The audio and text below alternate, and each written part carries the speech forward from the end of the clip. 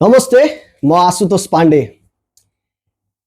आज सुनसरी जिल्लामा जुन धार्मिक युद्धको बिउ रोपिन लागेको छ यो विषयमा केही बोलौँ जस्तो लाग्यो। सामाजिक सञ्जाल खोल्यो, सबैले आफ्नो धारणाहरू दिइरहेका छन्।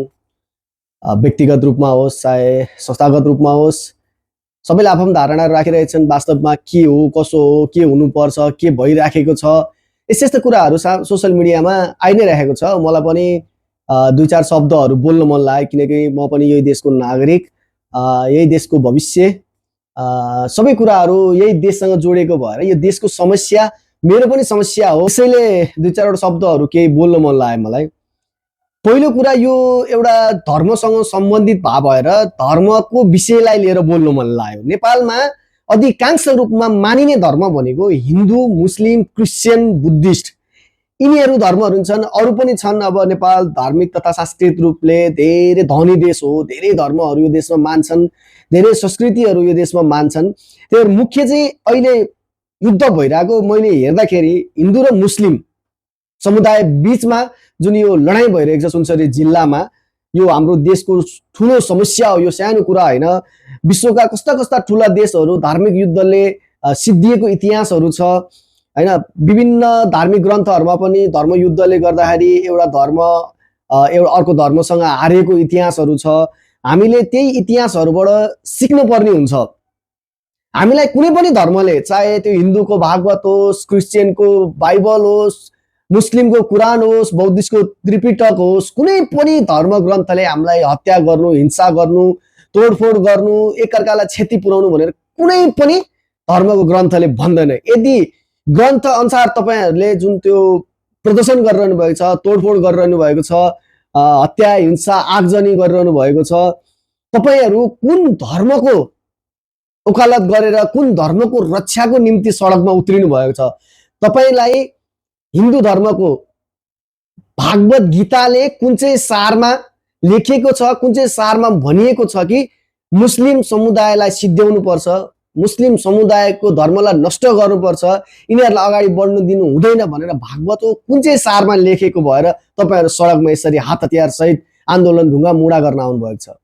र मुस्लिम समुदायको ग्रन्थ कुरानमा कुनमा चाहिँ लेखिएको छ कि हिन्दू धर्मलाई नष्ट गर्नुपर्छ, हत्या हिंसा गर्नुपर्छ, आतंक फैलाउनु पर्छ भनेर मुस्लिम समुदायको ग्रन्थ कुरानमा कहाँ लेखिएको छ र तपाईहरु सडकमा यसरी हात हतियार सहित आउनु भएको छ?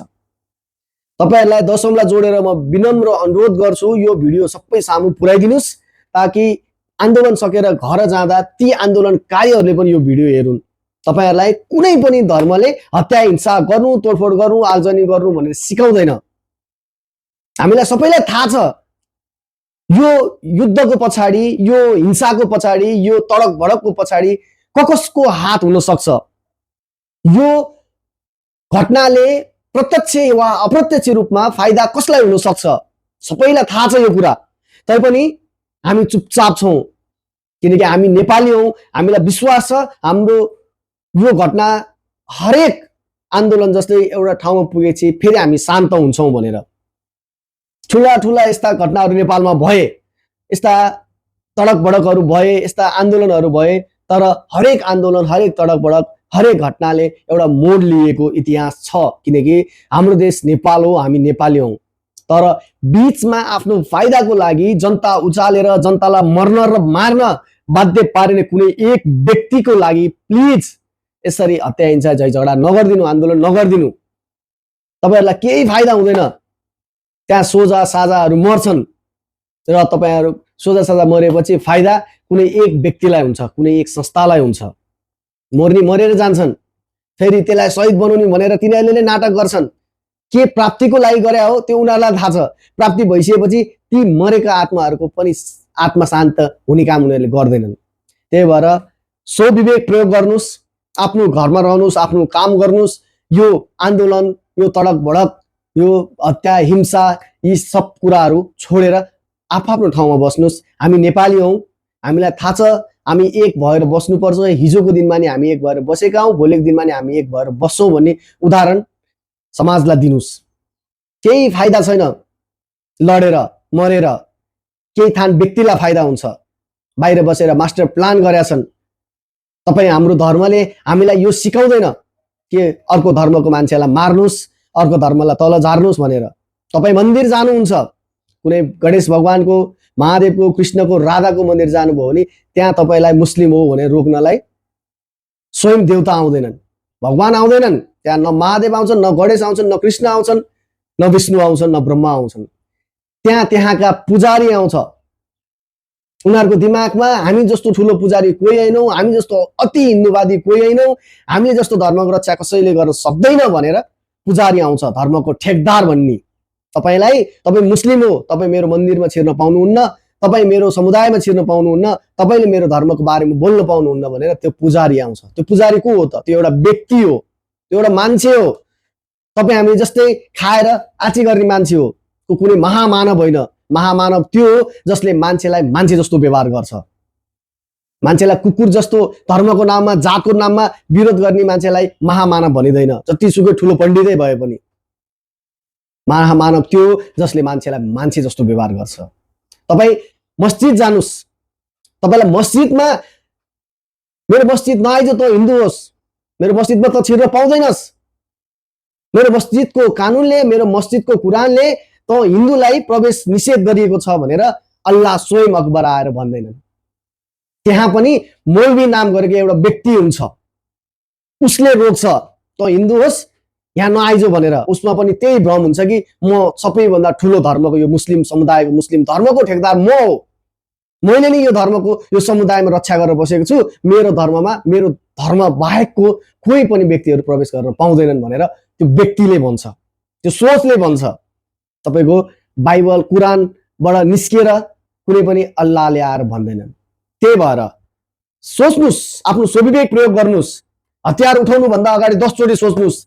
देशमा कानुन छ, नियम छ, देश एउटा परिधिभित्र बाँधिएको छ, त्यो नियम कानुनमा हिँड्यौँ भने हामी आगामी दिनसम्म हामी र हाम्रो पुस्ताहरूले हाम्रो देश भनिरहन पाउँछौँ।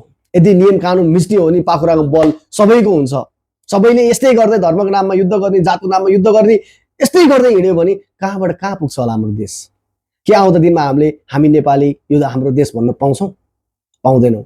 र प्रतिपक्षमा बसेको ती डाइनोसरहरूलाई म भन्न चाहन्छु, सरकारले के गर्यो, कति गर्यो, के कति गर्दैछ त्यो सरकारको पक्षको कुरा हो। प्रतिपक्षहरू यतिखेर आगोमा घिउ हाल्ने काम नगर्नु होला। यो राष्ट्रिय समस्या हो, यो तपाईँहरूको राजनीति होइन।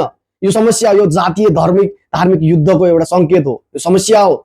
यसमा तपाईँहरूले आफ्नो अभिभावकको भूमिका निभाएर राष्ट्रिय समस्यालाई हाम्रो सबैको समस्या हो, यो समस्या समाधान गरेर मात्र राजनीति गर्न सकिन्छ भनेर अगाडि बढ्नुभयो भने तपाईँहरूको पनि राजनीतिक भविष्य सायद सुनिश्चित होला। होइन भने भागेर फुर्सद पाउनुहुन्न, भागेर। तपाईँले के सोच्नु भएको छ? यो धर्मको युद्धको आगोको ज्वाला सबैतिर फैलियो भने के तपाईँहरू चाहिँ बाँच्न सक्नुहुन्छ भन्ठाने? के तपाईँहरू जोगिन सक्नुहुन्छ भन्ठाने? के तपाईँहरूले राज्य राम्रोसँग चलाउँछु भन्ठाने? के तपाईँहरू हो त्यहाँ उचाल्ने? तपाईँहरूको कार्यकर्तालाई पठाएर आगो लगा, हत्या गर, हिंसा गर, त्यसपछि सरकारले राजीनामा दिएपछि हामी चलाउँछौँ, त्यसपछि तिमीहरू ब्याकआउट भनेर तपाईँहरूले पठाएको हो? यहाँ सरसर्ती हेर्दा त्यो प्लान पनि देखिन्छ। यदि तपाईँहरूले पठाएको हो भने तपाईँहरू जति पापी कोही हुँदैन।